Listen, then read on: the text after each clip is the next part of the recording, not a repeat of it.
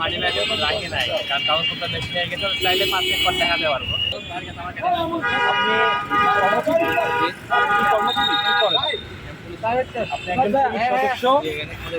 আপনি এখন খেতে যাচ্ছেন, আপনি যে খেতে যাচ্ছেন আপনার যে ডিউটি অফিসার তিনি কি জানেন যে আপনি অন ডিউটি? এখন কি লাঞ্চ পিরিয়ড চলে? তাহলে আপনি ওয়ান ডিউটিতে খেতে যাচ্ছেন বলবেন। এখন আমাদের ঘড়িতে 4টা 14 বাজে, এখন আপনি ওয়ান ডিউটি অফিসার খেতে যাচ্ছেন কীভাবে আমাদের একটু জানাবেন যে আপনার যে ডিউটি অফিসার, কর্তব্যরত যিনি ডিউটি অফিসার, উনি আপনাকে ছাড়লেন কীভাবে? আপনি কি কোনো আবেদনপত্র জমা দিয়েছিলেন, লিখিত কোনো অনুমতি নিয়েছেন যে আমি ওয়ান ডিউটিতে ছুটিতে যাচ্ছি? এটা আপনাদের অফিসাররা বলেন যে যদি 5 মিনিটের জন্য আপনি কোথাও যান সেক্ষেত্রে জবাবদিহিতা নিশ্চিতের প্রয়োজন নেই। এটা কি বাংলাদেশ পুলিশ সদস্যরা আপনাকে বলেছে? তো বলার কথা না, আমরা যতটুকু জানি, আমরা বাংলাদেশ পুলিশের প্রতি আস্থাশীল। তারা একজন অন ডিউটি অফিসারকে পুলিশের কোনো খাওয়ার টাইম নাই, সকালের খাবার আমরা রাতে খাই, রাতের খাবার দুপুরে খাই, এটা আমরা টাইমের সঠিক সময় কেউ দিতে পারবে না, আমাদের সিনিয়র অফিসাররা দিতে পারবে না। আমরা হসপিটালে গিয়েছিলাম, যে সমস্ত ডাক্তাররা আছেন ওনারা আমাদের বলছেন যে ওনাদেরও পেশেন্ট দেখার কোনো সময় নাই, ওনারা সকাল 8টার সময় পেশেন্ট দেখার সময় ওনারা 10টায় আসেন, আবার হঠাৎ করে এক সময় অপারেশন টেবিলে চলে যান। এই যে টাইম টেবিলটা পরিবর্তন, এটা যদি একটা সুস্থ টাইম টেবিলে আনা যায় তাহলে সেটা ভালো হবে কি? অবশ্যই ভালো। আপনারা সেটা চাচ্ছেন কি? ভালো অবশ্যই চাই, আপনারা অবশ্যই চান একটা শিডিউলে আনে, কিন্তু আপনারা অধস্তন কর্মকর্তারা সেটি করতে পারছেন না। আমাদের সিনিয়র কর্মকর্তারা আমার সবই সম্ভব, কারণ আছে আমার তো 12টা থেকে 1টা বা 2টা এগুলো খেতে পারবো। এখন সময় কত আপনি দেখেন, আমার খেতে খাওয়ার রাইট টাইম। জি, আমরাও সেটাই জানতে চাচ্ছি যে আপনাকে ঊর্ধ্বতন কর্মকর্তা খাওয়ার সময় ছুটি দেয়নি, সেটি কি আপনি বলতে চাচ্ছেন? সেটা বলি নাই, কাজের ক্ষেত্রে অনেক সময় আসে যায় না, আমার পর্যায়ক্রমে আসে যে আমরা ক্ষুধা লাগলেও মাঠ পর্যায়ে ছাড়তে পারি না, কিছু কাজের পেশেন্ট থাকে যে আপনি নিজে যেতে পারবেন না কাছে। গণমাধ্যম কর্মী না, আপনার বিপি নাম্বার, বিপি নাম্বারটা আপনার যে আপনার পুলিশের কনস্টেবল এখানে আপনার এখন এই যে হেলমেট ছাড়া যে আপনি আসছেন, আর আপনি যে কাগজপত্র ছাড়া হেলমেট ছাড়া যে আসছেন এখন না, বড় ভাই গাড়ি নেই ভাই, আচ্ছা, আমার গাড়ি নয়। আপনি কোথাকার পুলিশ, কোন জায়গায়? সিরাজগঞ্জে কোথায় থানার? তো পুলিশ লাইনের, হ্যাঁ পুলিশ লাইনের পুলিশ। তো এই জন্যে আপনারা পুলিশ, আপনাদের এই যে কাগজপত্র লাগে এটা আপনারা জানেন না? কাগজপত্র আছে বলতেছি তো আমার গাড়ি নয়। আছে তাহলে আপনার নাই, কিন্তু কাগজটা তো থাকবে, আপনার গাড়ির কাগজটা তো থাকবে। যে এখন আমরা বৈষম্য বিরোধী ছাত্র আন্দোলন, আমার নয়, তাহলে আমি গাড়িটা কামনে নিয়ে আসবো না, নিয়ে আসছি, আমার গাড়ি তো অবশ্যই কাগজ থাকে। এখন আমি আপনাকে একটা প্রশ্ন করছি যে আপনাদের পুলিশ সদস্যরা যারা ট্রাফিকের দায়িত্ব পালন করে, যারা সার্জেন্ট লেভেলে আছে বা বিভিন্ন পর্যায়ে সাধারণ মানুষ যারা আছে, সাধারণ জনগণের এরকম গাড়ির একটা অবস্থা পেলে তাকে অবশ্যই মামলা দিচ্ছে এবং তাকে হয়রানি করছে, এটা আপনি কিভাবে দেখতেছেন? যে আপনি পুলিশ জন্য আপনাকে ছাত্ররা আপনাকে ছেড়ে দিচ্ছে বা ছেড়ে দেবে, বা পুলিশ হয়ে সাধারণ মানুষকে নিয়ম নাই, তাহলে আপনার মানে কি অ্যাকশন আপনি চাচ্ছেন যে ছাত্ররা কি অ্যাকশন নেবে? হতে পারে, যেহেতু কাগজ নাই, আপনার কাগজ নাই, চোরা গাড়ি হতে পারে, অনেক গাড়ি চলে যায়। এই গাড়ির মালিকানার কোনো অস্তিত্ব নাই, এই জন্য এই প্রশ্নটা ছাত্ররা করতে পারে যে আপনার এই গাড়িটা কার? আপনি বললেন আমার বড় ভাইয়ের, যদি তার না হয়, আপনি পুলিশ সদস্য, আপনি যে এটা নিয়ে আসেন নাই চুরি করে, সেটা আমি কিভাবে বুঝবো? এই জন্যে ছাত্ররা না, এখন যাওয়া যাবে না, আপনি এখানে দাঁড়াবেন, আপনার আইডি কার্ডটা দেখান, আপনার আইডি কার্ডটা দেখান। আপনি একজন আইনের কর্মকর্তা, আমরা আইনের প্রতি শ্রদ্ধাশীল, আমরা ভালোবাসি।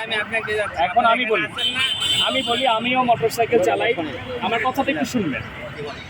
বাজার স্টেশনে একজন সার্জেন্ট আমাকে ধরলেন, আমার কাছে কোনো কাগজপত্র নেই, বাসায় আছে, আমার বাসা বাজার স্টেশন থেকে দূরত্ব 3 মিনিটের। তিনি কি আমাকে ছাড়বেন যে তুমি বাসা থেকে কাগজ নিয়ে আসো, তোমাকে কোনো মামলা দিচ্ছি না, তোমাকে কোনো হয়রানি করছি না, তোমাকে আমরা একটা স্যালুট করে ছেড়ে দিলাম?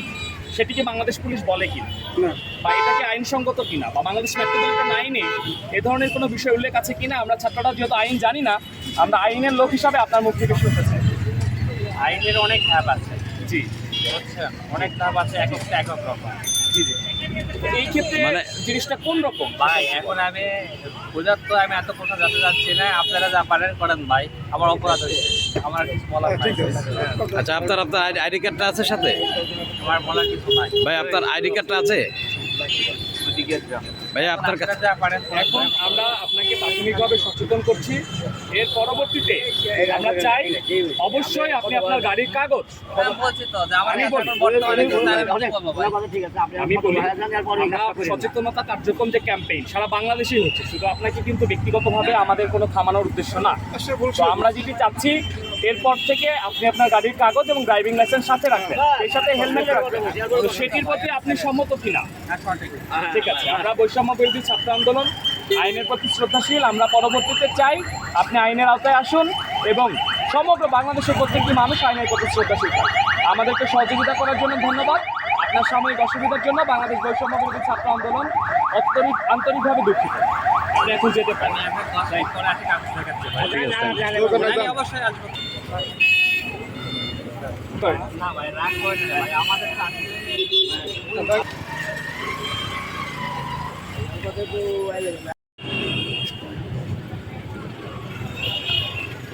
আমরা আপনাকে একটা জানেন যে আজকে নতুন না, সারা বাংলাদেশে আমরা যে সাইনবোর্ডটি লাগিয়েছিলাম রাষ্ট্র সংস্কারের কাজ চলছে, সাময়িক অসুবিধার জন্য দুঃখিত, সেটিকে লালন করে সারা বাংলাদেশের ছাত্র সমাজ আমরা সিরাজগঞ্জে বেশ কয়েকটি পয়েন্ট সহ সারা বাংলাদেশের প্রত্যেকটি ট্রাফিক পয়েন্টে কিন্তু চেক আপ পয়েন্ট স্থাপন করা হয়েছে। তো আমরা কাইন্ডলি আপনার ড্রাইভিং লাইসেন্স এবং গাড়ির কাগজটি দেখি। আপনি আনেননি কিন্তু আপনার কাছে আছে। আপনি কতদিন যাবত এই গাড়িটা চালাচ্ছেন? আমি এরকম কোম্পানি থেকে পেয়েছেন, সেখান থেকে আপনাকে কাগজ দেওয়া হয়েছে। আপনি কি ড্রাইভিং লাইসেন্স করেছেন? হ্যাঁ, কতদিন আগে ড্রাইভিং লাইসেন্সের জন্য আবেদন করেছিলেন এবং কতদিন আগে পেয়েছেন? ড্রাইভিং লাইসেন্স করছি 2013 13 সালে। তো এই যে 11 বছর যাচ্ছে, আপনি কি সেটাকে নবায়ন করেছেন? পরবর্তীতে পুনরায় পরীক্ষা দিয়ে যে নবায়ন করতে হয় ড্রাইভিং লাইসেন্স, তো মেয়াদ উত্তীর্ণ হয়ে যাওয়ার কথা। ড্রাইভিং লাইসেন্স করতে এই সালে মেয়াদ উত্তীর্ণ হয়েছে। আচ্ছা, আপনার 10 বছরের যে মেয়াদ সেটি উত্তীর্ণ হয়েছে, উত্তীর্ণ তাহলে হয়েছে। আপনার পক্ষে এখন যে কোনো ধরনের গাড়ি চালানো বেআইনি, ঠিক আপনার জানা আছে? এটা না, আমি কোর্টে গেছিলাম করার নিয়ে, কিন্তু আমার না, যে আপনি কবে আমি কোম্পানিতে চাকরি করছি, তো বাগেরহাট হলো করছিলাম, আবার সেই কয়েকদিন ঘুরে বাগেরহাট। আচ্ছা, এখন আমি বলি, আমাদের সাথে বাংলাদেশ সেনাবাহিনীর কর্মকর্তা আছে।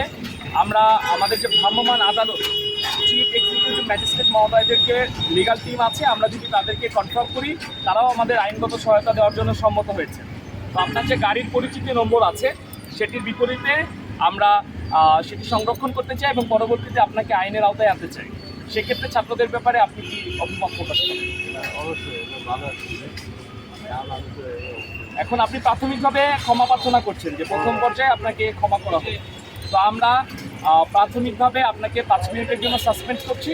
5 মিনিট যে কোনো ধরনের গাড়ি চালানো আপনার জন্য বেআইনি। 5 মিনিট পরে আপনি চালাতে পারবেন এবং পরবর্তীতে আপনার কাছে যদি এটি না থাকে তাহলে কিন্তু আমরা আইনি প্রক্রিয়ার কাছে আমাদের যে প্রশাসন তাদেরকে সহায়তার আওতায় আনতে চাই। যাবেন না, আমরা টোকেন দিব। আমরা একটি টোকেন দেবো, সেই টোকেনটি আপনি সংগ্রহ করবেন এবং সেখানে একটি সময় উল্লেখ থাকবে, সেই সময় উল্লেখ করে তারপর আপনি যাবেন। কাইন্ডলি পার্কিং এরিয়াতে গাড়িটা পারবেন। বাংলাদেশ বৈষম্য বিরোধী ছাত্র আন্দোলন একযোগে সারা বাংলাদেশে রাষ্ট্র সংস্কারের কাজ হাতে নিয়েছে। আপনারা দেখেছেন, আমরা কিন্তু শুধু রাস্তায় ট্রাফিক হিসাবেই না, আজকে সিরাজগঞ্জ সদর থেকেই বাজার মনিটরিং টিম সহ দুর্নীতি দমন কমিশন আমাদের সদর হাসপাতালে যে চিকিৎসা ক্ষেত্রে দুর্নীতি হচ্ছে সেখানে একটি লিগাল টিম পাঠানো হয়েছে এবং সমগ্র সিরাজগঞ্জের প্রত্যেকটি ট্রাফিক পয়েন্টে কিন্তু শিক্ষার্থীরা খুব দ্রুততার সাথে কাজ করছে এবং তারা চাচ্ছেন যে সিরাজগঞ্জে অন্তত যে কয়েকটি ট্রান্সপোর্টেশন পয়েন্ট আছে সেখানে যেন কোনো ধরনের কোনো দুর্ঘটনার শিকার না হয় এবং কেউ যেন আইন লঙ্ঘন করে পার না পেয়ে যায়। আমরা আইনের একটি সুশাসন প্রতিষ্ঠা করতে চাই এবং সেক্ষেত্রে জনগণের কিন্তু আমরা একদম নিরবিচ্ছিন্ন সহযোগিতা পাচ্ছি। তারা বলছেন জনতার সাথে, ছাত্রদের সাথে অবশ্যই ছাত্র জনতা আছেন, তারা আমাদের সহযোগিতা করছেন, বিভিন্ন উপায়ে বিভিন্ন জন সহযোগিতা করছেন। পাশাপাশি তারা আমাদের আশ্বস্ত করছেন আগামী দিনে আমরা যদি একটি সুস্থ আইনের শাসন প্রতিষ্ঠা করতে পারি তাহলেই বাংলাদেশের ভবিষ্যৎ সুদৃঢ় করা সম্ভব।